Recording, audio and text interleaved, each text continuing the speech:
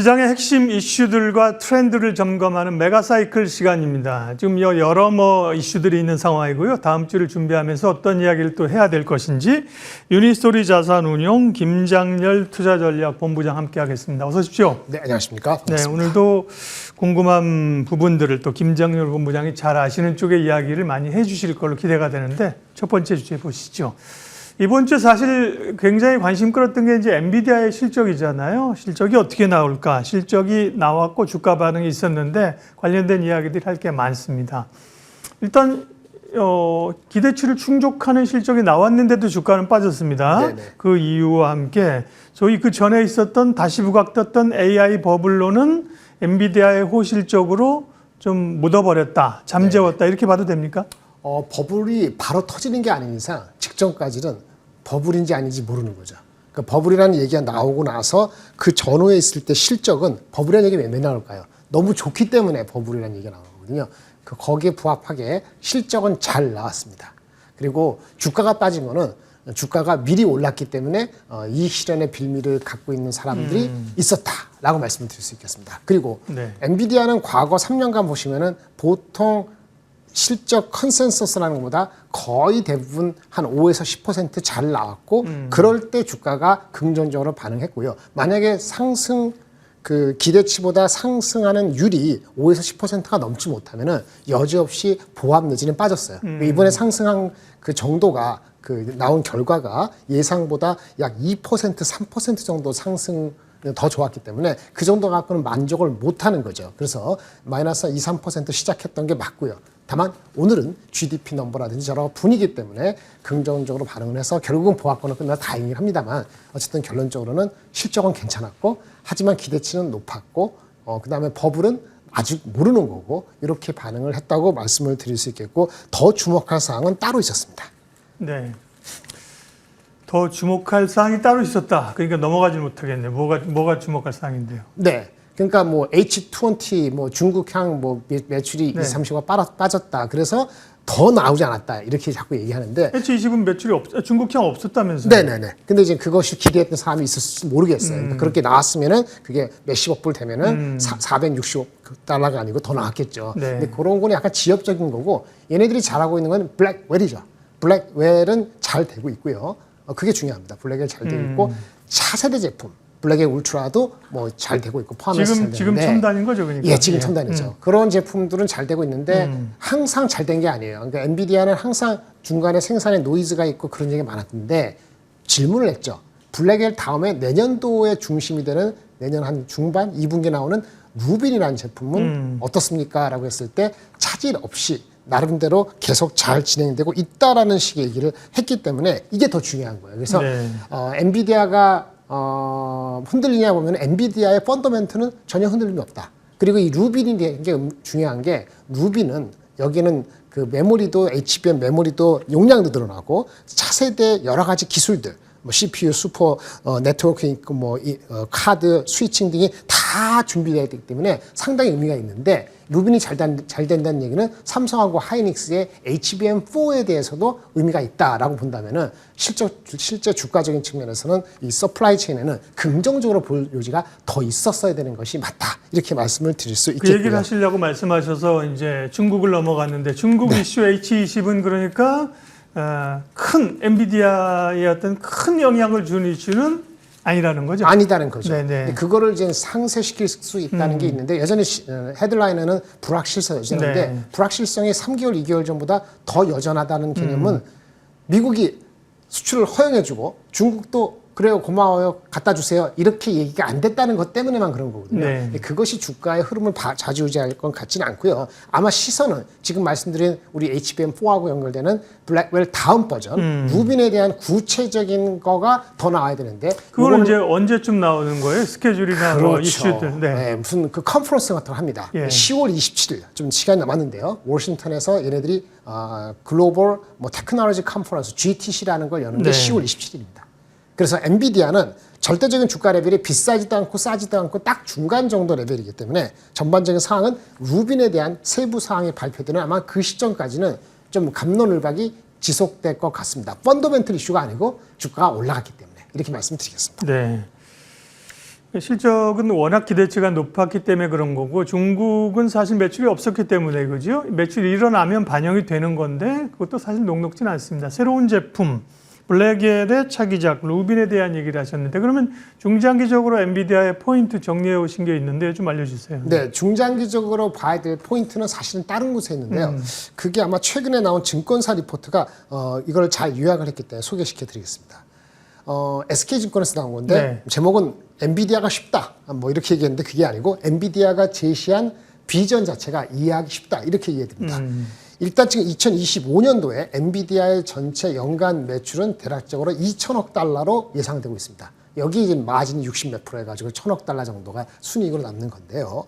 시장, 얘네들이 액세스하고는 시장 자체, 즉 AI 인프라 관련되는 캐펙스 시장이 액세스하는 시장이잖아요. 그 시장이 얼마냐고 얘기했냐면 3조에서 4조 달러. 언제? 5년 뒤에.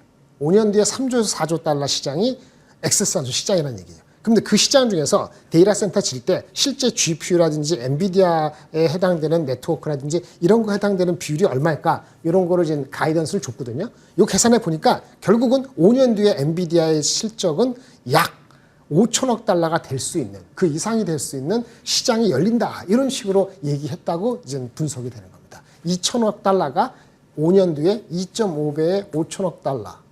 마진이 최소한 60% 이상. 그러면 3천억 달러. 그럼 시가총액이 지금 4조 달러 넘었어요.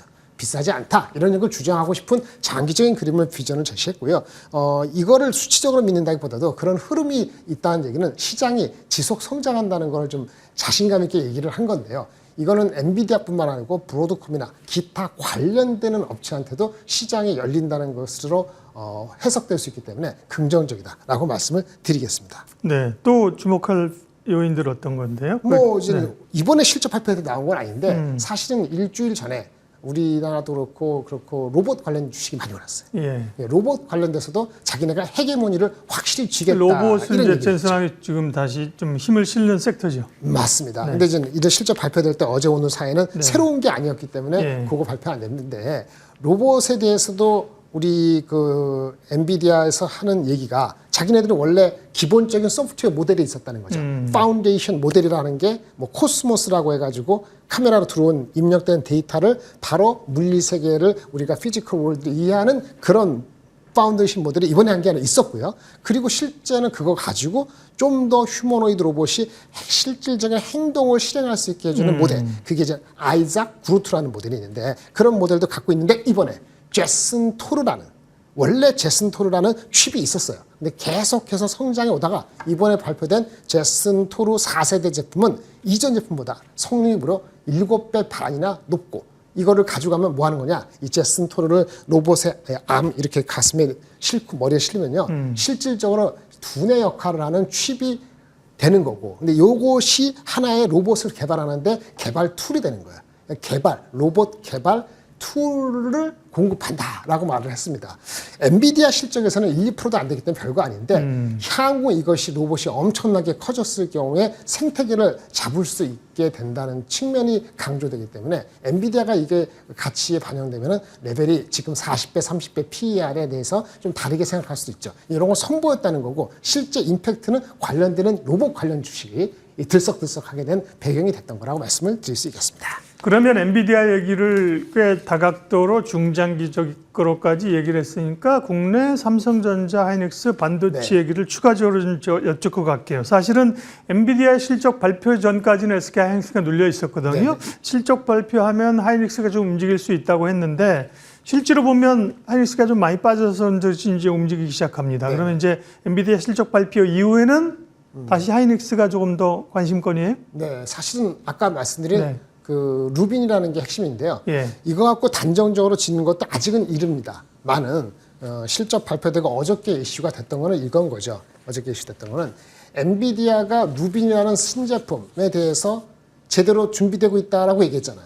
그럼 무슨 얘기죠? 거기에 짝꿍이 되는 우리나라 삼성하고 하이닉스하고 마이크론도 하고 있는 HBM4가 어떻게 되고 있는가 매칭이 돼야 되는데 삼성보다는 하이닉스하고 마이크론이 조금 앞서 나갔다고 얘기가 되어지기 때문에 스케줄대로 루빈이라는 제품이 잘 준비되고 우리는 문제 없다 하는 얘기는 후발 업체인 삼성전자한테 부담이 될 수 있는 것으로 해석이 되는 겁니다. 그래서 어저께 삼성전자가 약간 이슈에 나오고 반면에 그동안 좀 눌렸던 하이닉스에서 역시 리더가 조금 더 우세할 수 있는 토대가 엔비디아를 통해서 루빈을 통해서 기대될 수 있지 않을까 이렇게 해석되면서 약간 갈렸다고 말씀을 드릴 수 있겠고요. 오늘 아침에 마이크론 주가도 3% 어저께 하이닉스랑 비슷하게 오른 것도 같은 개념으로서 이해하시면 될 것 같습니다. 그럼 지금은 어디가 더 접근하기 좋아요? 전자하고 닉스 가운데. 하이닉스가 접근하기는 좋죠. 근데 예. 아까 말씀드린 것처럼 그렇다 하더라도 루빈을 향한 HBM4에 대한 퀄리피케이션은 예. 아직 둘 다 안 났거든요.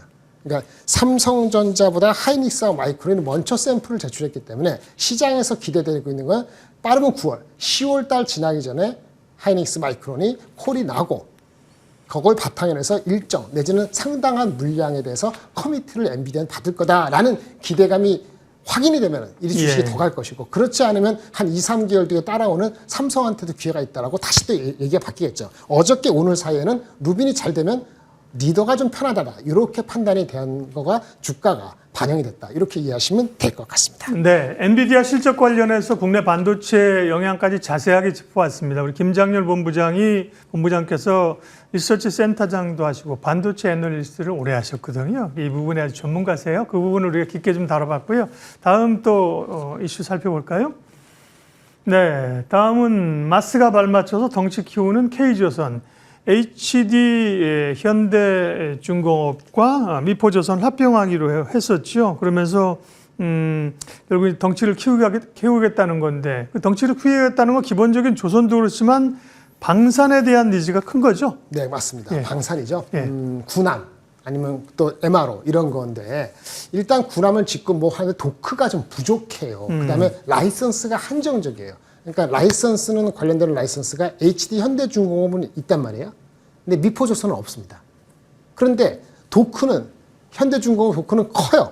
그래서 이거를 이런 제품을 이런 상선을 하려면 군함을 한다면 다른 상선을 하는 도크에 피해를 준단 말이에요. 그래서 그걸 유연하게 할 수 있는 게 현대 미포조선의 도크가 작기 때문에 유연하게 배부할 수 있는데 얘네 라이선스 없어요. 그렇죠. 그러니까 통합해서 여러 가지 당연하게 통합하게 되면 뭘 구매하고 뭐 할 때 내고 할 때 편안한 그런 시너지도 있고 도크의 활용적인 측면에서 현대 미포조선하고 현대중공업이 합병의 필요성이 있었다. 라고 볼 수 있겠죠. 물론 이건 기본적인 거는 마스가를 정조준한 건 맞습니다. 그래서 도크의 활용도하고 라이선스하고 그다음에 의사결정의 단순화를 이루기 때문에 당연히 긍정적으로 반응하는 게 맞고 어저께가 아니 그저께죠. 그저께 그 얘기가 사실은 시장에서 기대감이 미리 선반영돼서 장중에 많이 올랐잖아요. 나중에 실제 끝나서 발표해야 되는데 당연히 그러면 누가 합병한다고? 현대중공업 미포. 누가 합병 비리 어떻게 돼? 잘 모르겠어. 둘 다 올라. 그래서 확 올랐어요. 근데 사실 보니까 그 모회사인 한국조선해양이 중간지 주사인데 더 중요한 거예요. 뭐냐면 아시아에 있는 베트남, 필리핀, 뭐 기타 등등 이런 그 도크 있는 그런 저기 자회사 이거에 대한 통합 법인이 하나 있는데 그걸 세우는데 현대중공업이 미포가 합친 다음에 그 통합 법인이 밑에 싱가포르 법인이 생기는데 싱가포르 법인에 대한 지분은 60%가 모회사인 한국조선해양이 가지게 돼 있어요. 그럼 어떻게 되는 거죠? 한국조선해양이 60% 갖고 있고 현대중공업 새롭게 되는 것이 40%만. 근데 그 전날 올라간 거는 현대중공업하고 미포가 올라갔고 한국조선해양은 상당히 덜 올랐거든요. 그래서 어저께 부랴부랴 한국조선해양이 실질 수혜네. 그러면서 어저께는 현대중공업 미포조선에 많이 조정받았고 그 다음에 한국조선해양은 어저께 많이 올랐던 거죠. 그래서 이렇게 스위칭되는 시츄에이션이고 전체적으로는 긍정적입니다. 하지만 밸리적으로는 한번 보시는 건데 요거 뉴스 나오고 나서 애널리스트들이 목표 주가를 얼마나 높였는지 한번 보세요. 네.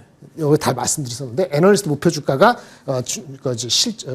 우리 주가가 올라가는 10몇 프로, 15%씩 이렇게 올랐나요? 이렇게 오른 주식이 별로 없어요. 그러니까 애널리스트 목표 주가는 원래 갖고 있는 것에서 5에서 8% 올렸고요. 아마 한국조선해양은 조금 더 올릴 수는 있는데 전반적으로 봤을 때 현대중공업하고 미포조선이 이미 오른 상태에서 이거 합병으로 인한 거에 프리미엄 개념을 두 자릿수까지는 보지 않는 분위기가 전문 애널리스트들의 분석이죠. 그게 항상 맞는 건 아니지만 주가가 전체적으로 많이 반영해서 올랐다는 측면에서 계속 오른다고 보기에는 조금 숨고르게 하거나 실질적인 프로그레스를 보고 싶어하는 단계로 미포하고 현대중공업은 그렇게 흘러갈 가능성이 좀 있어 보이긴 합니다. 물론 어저께 많이 빠졌어요, 사실은. 사실 오늘도 반등할 수 있고요. 만약에 제가 본다면, 만약에 이걸 선택을 한다면 조금 중기적인 관점에서는 중간 지주라는 거는 나중에 뭐 배당도 있고 이런 것도 있는 건데, 한국조선해양이 밸류가 비싸지는 않습니다. 그러니까 북밸류가 지금 현재 올해 기준으로 한 2배 정도 좀 넘을 겁니다. 2몇 배인데 ROE가 거의 10% 후반이거든요. 근데 하나오션이나 기타 등등 뭐 현대중공업도 마찬가지인데 ROE는 뭐 그쪽은 형편없는데 PBR이 뭐 5배, 4배 후반 가기 때문에 얼추 반영됐고 한국조선해양은 덜 반영됐다라고 보는 그 의견이 아마 조금 더 우세하지 않을까 싶습니다. 네. 조선주 가운데는 그러니까 합병 관련된 이슈를 포함해서 한국조선해양이 또 유효하게, 그러니까 조선주 전체를 다 포함한 시각이다 이렇게 봐도 되는 거죠, 지금? 네, 그렇죠. 요거랑 그렇죠? 분리되는 건 삼성중공업이에요. 예, 삼성중공업, 하나오션. 네, 근데 이제 굳이 얘기하면 지금 테마가 붙을 때는 한국조선해양이 좀 편하긴 한데 좀 시간이 지나서 LNG 캐리어에 대한 근본적인 오도가 받으면은 아직 밸류에이션하고 목표 주가하고 괴리 측면에서는 한국조선 말고 만약에 하나 더 생각한다면 삼성중공업을 조금 좀 빠지거나 다른 이슈가 좀 잠잠할 때 부각될 수 있죠. 근데 더 중요한 건 제가 조선주에 대해서 오늘 많이 오르곤 하는데 오늘 오르는 거는 이 큰 게 아니고 다른 게 오르고 있죠. 네. 엔진이라든지 이런 게 맞아요. 오르고 있잖아요. 네. 그거는 원래 비싼데 누가 되든 간에 통합되고 뭐하든 간에 엔진 수요는 계속될 거라는 그런 쪽의 어텐션에서 그런 주식도 가고 있어서 오늘은 조선주가 더 올라가는데 대형주에 대해서는 조금은 유연하게 대응할 필요가 있고 오늘 뭐 중공업 그 방산이나 아니면 또 반도체나 2차 전지나 다른 섹터가 부각이 되면은 상대적으로 부각되는 것은 약간 약해질 수도 있거든요. 오늘이 아니더라도 그런 측면이기 때문에 조선주를 무작정 넓히기보다는 조금 제가 추천드리는 한국조선해양이 됐든 아니면 엔진이 됐든 삼성중공업이 됐든 한꺼번에 많이 스프레드해서 전진 공격 이렇게 할 단계에는 벌써 꼭다리에서 거의 한 8, 90% 왔다. 요거는 염두에 두시고 유연하게 대응하실 필요가 있다. 이렇게 말씀을 드리겠습니다. 네, 엔비디아 반도체 그리고 조선업종 얘기까지 했습니다. 다음 주 월요일 날 스페셜리스트 시간에는 조용찬 소장님과 함께 미국의 또 금리 관련된 얘기 하겠습니다. 물가지표 주목하고 있는데 이제 7월 PC 확인하고 나서 금리 동향이라든지요, 또 통화정책 방향들 월요일 날 이야기하도록 하겠습니다. 예, 오늘 트렌드 분석은 유니스토리 자산운용 김장렬 본부장님 함께했습니다. 고맙습니다. 네, 감사합니다.